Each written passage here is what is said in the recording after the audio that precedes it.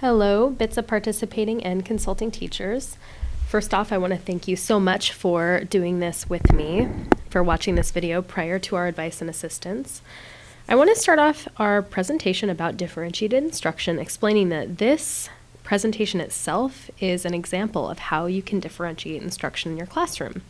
I'm using a flipped classroom model because there's no way that I can introduce the idea of differentiated instruction, which many of you already have a foundation on, but I can't take assumptions into account when I'm doing this presentation. I need to make sure that we all have the same thought process going in so that we've all seen the same material prior to looking at strategies. There's just no way that I can do that and then have you explore those strategies in the 1 hour that I usually take for presenting material at the beginning of our advice and assistance meeting. So this flipped classroom model is the solution to that. Before we talk about the flipped classroom, I'll make sure I go into that. I want to address a myth of differentiated instruction, and that is that it takes too much time. Well, that myth is partially true. It does take time initially, but it pays off because what differentiated instruction will do for you is increase the efficiency of your classroom. It'll increase the proficiency of your students. It does not have to be done all the time. And that's something that maybe keeps people away from differentiated instruction. They're afraid because the planning is so voluminous. They're afraid that it's going to take a lot of time out of their own schedule. It doesn't have to be done all the time. And it doesn't require you to individualize the process for every single individual student. Really, you're working with targeting larger groups of students based upon many factors. We'll talk about those. And this allows for student choice, and you also do some whole group instruction. So let's talk about the flipped classroom model so that you can see what this is. A flipped classroom works opposite from a traditional classroom. So a traditional classroom, the teacher's role is to stand up at the front of the room and lecture, and then they give homework to students to take home. That's independent practice for them to do, and then bring back and grade together as a group or, whatever you have them do with it. The flipped classroom takes that and turns it on its head. Instead of lecturing at school, the students are watching your lecture at home. Oftentimes this can be a lot shorter because you don't have any discipline issues you have to control while you're lecturing. So this talk will probably take about 15 to 20 minutes. That's what I'm estimating, versus what might take in a classroom 35 minutes because you're dealing with, can I go to the bathroom, things like that. And then when the students come into class after watching your lecture for homework, which also, by the way, puts a time limit on their homework, means they only have to do that 15 minutes of homework, they come in and they do the guided practice with you acting as facilitator, the guide on the side. And this is where they can attain concept engagement and not just rote knowledge of facts. So a couple of results come of the flipped classroom from it's been studied, and from this wonderful infographic that I've cut and pasted into this presentation. I'll make sure I give you the link to the whole infographic so you can see it. But students get instant feedback during class. You can support your students. They're not getting frustrated because they're not trying to attempt new learning at home. And then you can remediate the concepts the students don't understand during that class period. And this is based on one high school in Detroit, Michigan. You can see that before the flip, about half of the students were failing math and English, and after the flip, that number dropped precipitously. And then in addition to that, you see discipline cases went down as well. Students were more engaged in the learning. So let's move on to differentiated instruction. Why should we differentiate? Well, I'm sure when you look around your classroom, you see diverse population. You see that your students are different, and that means they have diverse needs. These are some possible groups of students that you may have in any given class period or class.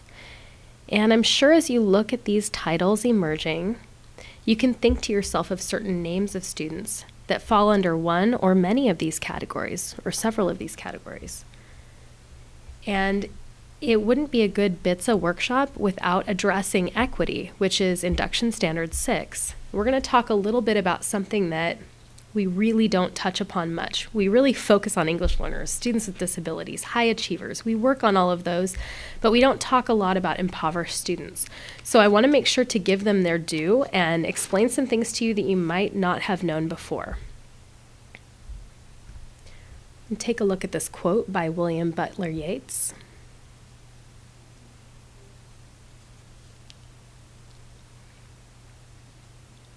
And taking that quote into consideration, Karen M. Polino, who wrote The Effects of Poverty on Teaching and Learning, says to us, "Poverty should not be an excuse for us to expect less from our students.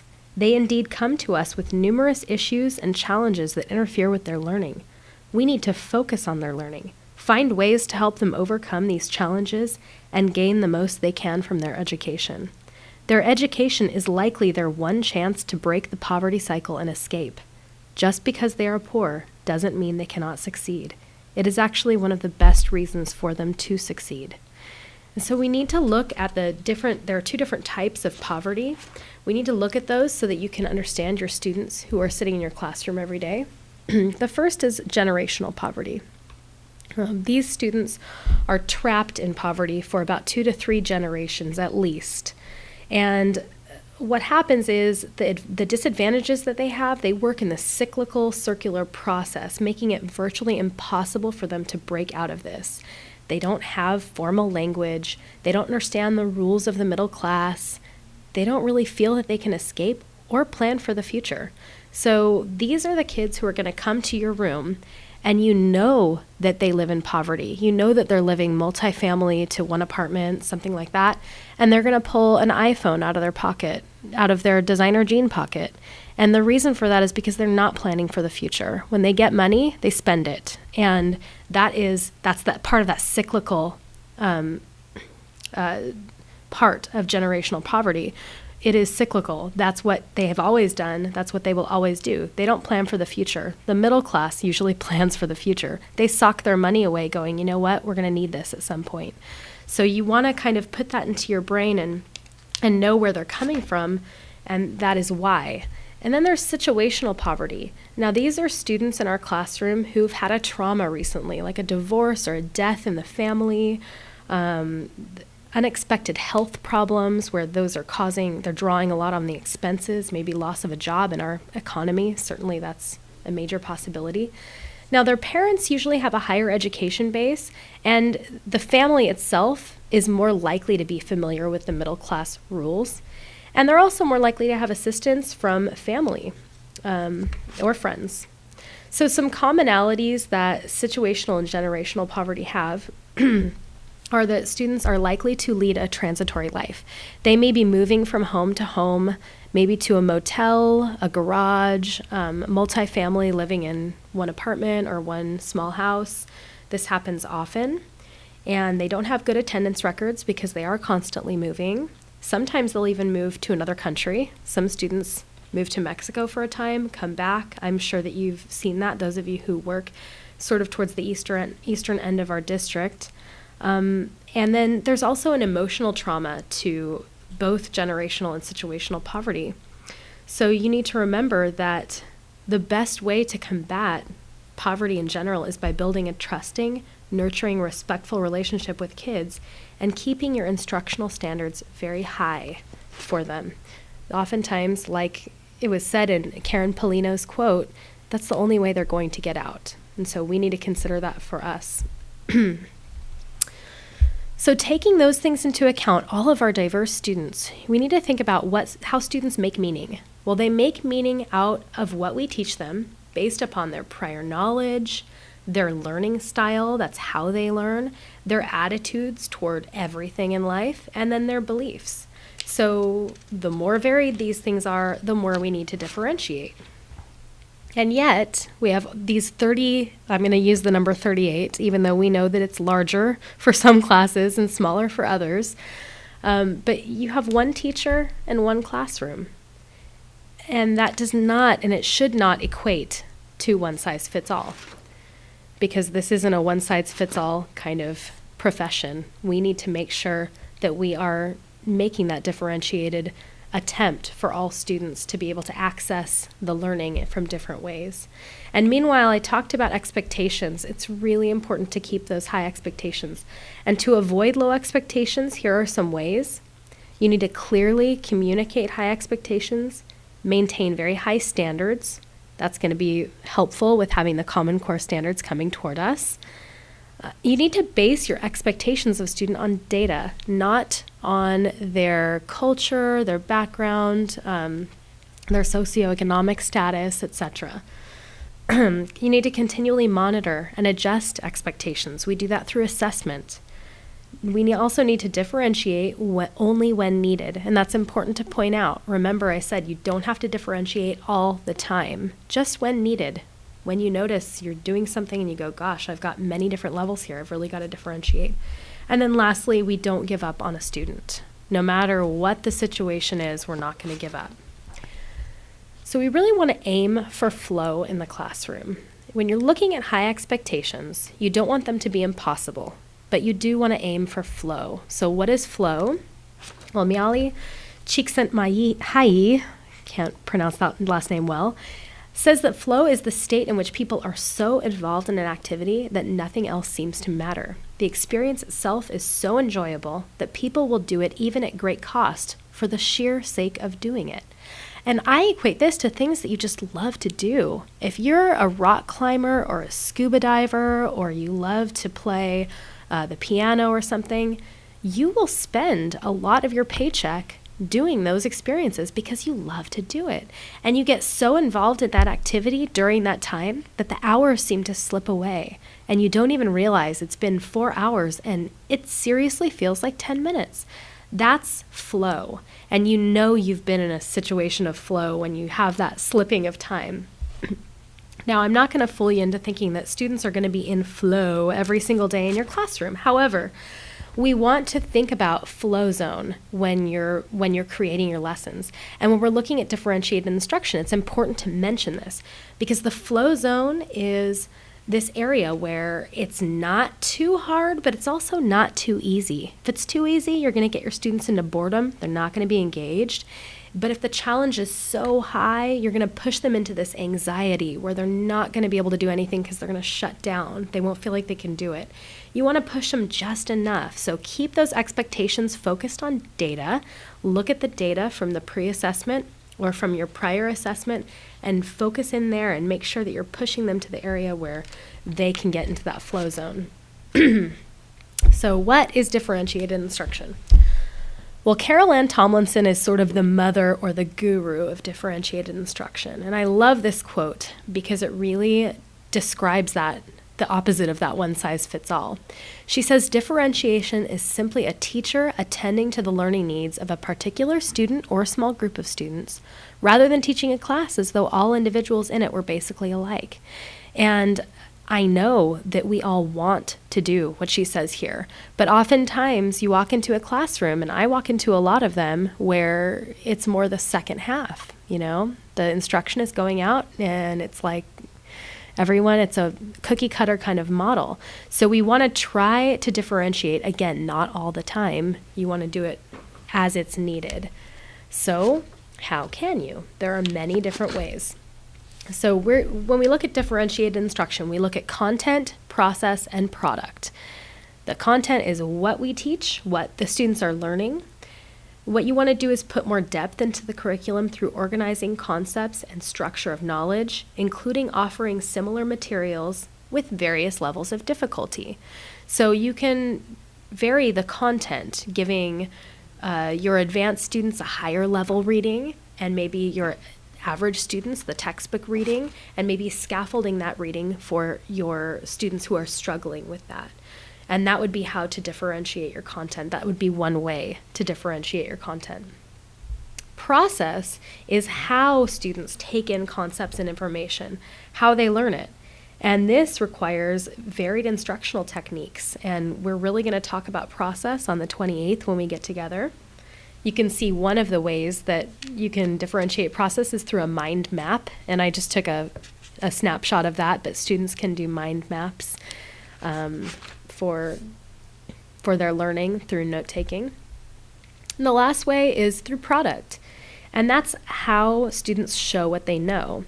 So we would differentiate products to allow for the varying cognitive development and the student's ability to express themselves so that we involve some student choice. You can see a final project menu for The Door in the Wall. That was a novel that I taught so far back, I can't even remember what year it was, and I made a project menu for them. So you can kind of look and just get an idea. I by no means think that this is the perfect example. This is in the infancy of my own teaching, but I wanted to put it out there so that you could see what a menu, how you would differentiate a product, and that would be one way to do it. All right. So when we're thinking about content, process, product, content really focuses on readiness level. And to look at readiness level, you need to use a pre-assessment, and that could be as simple as Q&A, using your student response systems, doing a pre-quiz where you don't actually use the grade for anything other than your own edification to decide where your students are and how ready they are. It's looking at who's ready for the new learning. If the learning experience matches closely with their skills and understanding, obviously, students are going to learn better. And when we're thinking about process and product, we do want to take learning styles into account. Not all the time, but you want to make sure that you're kind of keeping multiple intelligences in the back of your brain. Now, we're going to talk about this more on the 28th, but just want to throw this out there. You don't have to include all multiple intelligences in a multiple intelligence lesson. So don't think, oh my gosh, how in the world am I going to do naturalist with this lesson? That doesn't need to enter in. But maybe giving them a choice of 2 or 3 kinds of multiple intelligences so that they're not just always focused on that linguistic, because that's where most of our instruction is focused. And then, both with content and process, we're looking at student interests. This student interest survey that's on this page looks at what are the students' favorite things, some things about the student that the teacher might not know, and then that can drive the content. So the students can actually make choices based on what research they want to do, maybe a biography that they want to read. And then with process, again, like a project menu, or something like that, what it's going to do is it's going to create motivated students for you. So when you're looking at interests, you're creating motivated students who want to learn, and then they do learn because they're interested. I know this is like all duh. You're probably thinking, okay, this all makes sense, but this is all stuff that I know. The important thing is we need to have a common language, and we need to have heard the same message prior to coming together to look at the strategies. So I'm sorry if you're feeling that way or thinking that way, but do know that there's a reason for this. So when you're doing differentiated instruction, it should really push up against every single one of these words, and these words should speak through what you're doing. Proactive means that you're not doing it on the fly. You've thought about it beforehand. Qualitative, you're looking at the quality, not the quantity. Meaningful, of course. We want everything with our students to be meaningful. It's not death by worksheet. It should be ongoing. You don't say, oh, I differentiated instruction in June, during that one unit right before we got out of school, and so I'm done with that. No, it needs to be something that is done all year long, but it doesn't have to be done every single day. Organic means that it's not forced. You don't just go like, oh gosh, I have to do differentiated instruction, so I'm going to do it this one lesson just because I have to. It should be organic. It should make sense to whatever you're doing. And if it doesn't make sense, don't do it. And then lastly, it should be student-centered, really student-centered. You, of course, have a huge part to play in this, but then let those student interests and talents come out to play and let them get that motivation and that engagement through your lessons and through what you have to instruct. So, just like a buffet, there are so many differentiated strategies to choose from. And you all gave me some great results in that Google form that I sent out to you. It was a little survey that I sent out a while ago. So we're going to be looking at strategies on February 28th. I want you to come to me with multiple future lessons or standards that you're going to be teaching for the rest of the year. So come with those things with you. You don't have to bring full lesson binders or anything. Just bring the content of what you're going to be doing. We're going to use these to explore lots of different instructional strategies, and hopefully it's going to be more of a doing workshop than a sit and get workshop. And I will hopefully be your facilitator of learning on that night. So I hope you've enjoyed this flipped classroom video, and I look forward to seeing you on February 28th at 4 o'clock.